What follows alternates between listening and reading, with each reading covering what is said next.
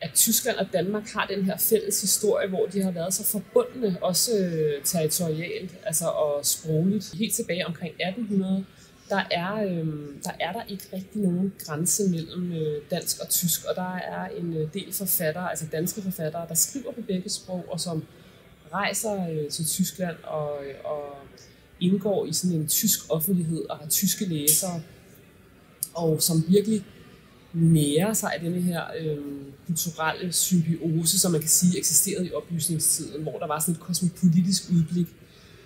Det ændrer sig så i løbet af det 19. århundrede, hvor man kan sige, at der kommer de nationale ideologier og afgrænsningen mellem Tyskland og Danmark, krav om nationalstater og forfatninger osv. Og der ser man også, at nogle forfattere ligesom arbejder med på denne her symbolske iscenesættelse af grænsen mellem Danmark og Tyskland. Altså Grundtvig for eksempel, der definerer, hvad er danskhed. Og det gør han virkelig ved at skabe den tyske ærkefjende. En forfatter som H.C. Andersen, han går lidt den anden vej, fordi han er også en, der opfatter sig selv som en binational tysk-dansk forfatter. Altså han har et stort tysk læsepublikum, og han er tit på rejse i Tyskland, så man kan sige, Grundtvig og H.C. Andersen er modsætninger i det her 19. århundrede. Og senere kan man sige, selvom det politiske forhold helt klart er, at Tyskland er den dominerende magt, så spiller nordisk kultur en kæmpe stor rolle for fornyelsen af tysk kultur omkring 1900, hvor der er sådan en tale om en skandinavisk bølge, hvor der bliver oversat enormt mange værker fra Skandinavien, som bliver læst i Tyskland, og tyske forfattere fantaserer på en måde om Norden, altså bruger Norden i deres egen litteratur, og fantaserer sådan om Skandinavien som det her sted, hvor der er sådan en anden fri livsform, og den her vilde natur osv. Så der er sådan en man kan sige, altså at Skandinavien også har sådan en kulturel effekt i Tyskland.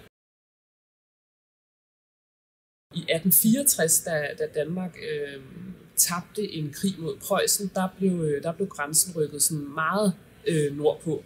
Eller den danske helstat tabte 2 hertugdømmer, Slesvig og Holsten, og også Lauenburg, og mistede en stor del af sit territorium. Efter 1864, hvor Danmark virkelig bliver en småstat, og kort efter bliver det tyske rige grundlagt, der taler man om den her meget tydelig asymmetri mellem en stormagt, som Tyskland var, og så den her lille stat, som Danmark var blevet til efter tabet af de 3 hertugdømmer. Og der var fra 1864 frem til 1920, der havde man sådan en tilpasningspolitik, altså en neutralitetspolitik, hvor man meget sådan gjorde, som Tyskland dikterede. Altså man var ikke interesseret i, at der skulle opstå konflikter, og man vidste godt, at det var en rigtig stærk nabo, Tyskland. Så der var sådan en tilpasning, og også en vis resignation sådan i den brede befolkning efter 1864. Men samtidig ser man altså også, at efter nogle årtier begynder danskerne igen at interessere sig for Tyskland og tysk kultur. Og det er måske det, der er det spændende ved at undersøge kulturlivet, at der sker altså nogle andre ting end på det politiske niveau, med at forfattere rejser til Tyskland og skriver hjem til danskerne om, hvad der er af spændende tysk kultur osv. Og lige nu er der så meget stor interesse for året 1920, fordi at det var der, at den nuværende grænse mellem Danmark og Tyskland blev fastlagt. Og det er så 100 år siden, og den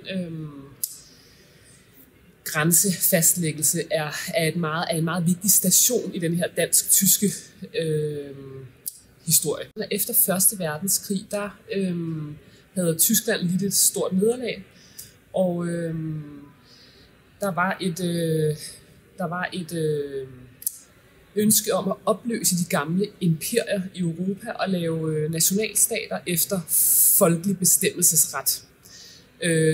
Så mange steder ser man det her med, at der bliver trukket nye grænser og lavet nye stater, altså i Østeuropa, i Polen, i Italien, og så også her mellem Danmark og Tyskland.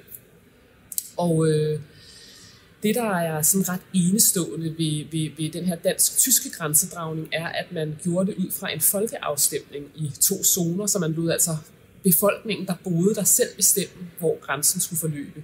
Så det var sådan, det traume, kan man sige, 1864, det blev sådan delvis udlignet i 1920, fordi der blev grænsen så rykket sydligere til der, hvor den er nu, lidt nord for Flensborg, og det vil sige, det område, man kalder Nordslesvig, kom så at sige tilbage til Danmark. Det var ikke en genforening som sådan. Man kan sige, at Danmark fik udvidet sit territorium, men den nye stat, Danmark efter 1920, var en ny stat, som ikke havde eksisteret inden for de grænser før. Det, der er det særlige ved 1920, det er det her med, at grænsen bliver fastlagt efter en folkeafstemning. Og det sker faktisk i fred og fordragelighed. Der opstår ikke kriser bagefter, og der kommer ikke krige ud af det, modsat mange andre steder, altså i Italien, i Polen og Bulgarien og Ungarn osv. Altså der er andre lande, hvor der virkelig er hvor der virkelig er konflikt. Men det er der altså ikke mellem Danmark og Tyskland, og det har en, stabiliserende indflydelse på det dansk-tyske forhold i det 20. århundrede, selvom vi så også har 2. verdenskrig senere, som igen måske gør lige præcis grænseregionen lidt konfliktfyldt, fordi der bliver den sådan ekstra tilspidset, den der konflikt mellem nazisme og antinazisme. Altså der er en del af den tyske befolkning, der tilslutter sig nazismen, og det udløser selvfølgelig nogle spændinger og nogle konflikter i grænseområdet. Hvis man ser på det 20. århundrede, så er altså det dansk-tyske forhold stadigvæk bestemt af stormagt over for småstat. Men der er Tyskland jo ude i 2 verdenskrige, som de taber. Og det ændrer igen på forholdet mellem Tyskland og Danmark. Nogle ret stærke fjendebilleder, må man sige, efter 2. verdenskrig og besættelsen. Men i 55 der bliver de såkaldte København-Bonn-erklæringer vedtaget, som drejer sig om beskyttelsen af mindretallene lige omkring grænsen. Og det har stor betydning for det dansk-tyske forhold, og har gjort, at der i hvert fald ikke er noget, landene politisk er uenige om, altså i det bilaterale forhold. Og jeg vil sige, at i dag er der ikke noget fjendtligt Tysklandsbillede i Danmark. Der er sådan set en normalisering og også en ny interesse for Tyskland og for Berlin for eksempel som by.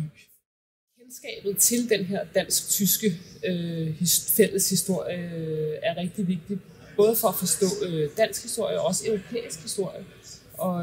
Og det er rigtig vigtigt, at vi er bevidste om, at det heller ikke er givet, at den viden vil blive ved med at være der, fordi vi desværre har en situation lige nu, hvor sprogkundskaberne bliver dårligere og dårligere. Så det er virkelig vigtigt, at forskningen den bliver ved, og at den kan blive ved med at kaste nyt lys for nye generationer over den her fortid. Ellers forstår man ikke sin nutid.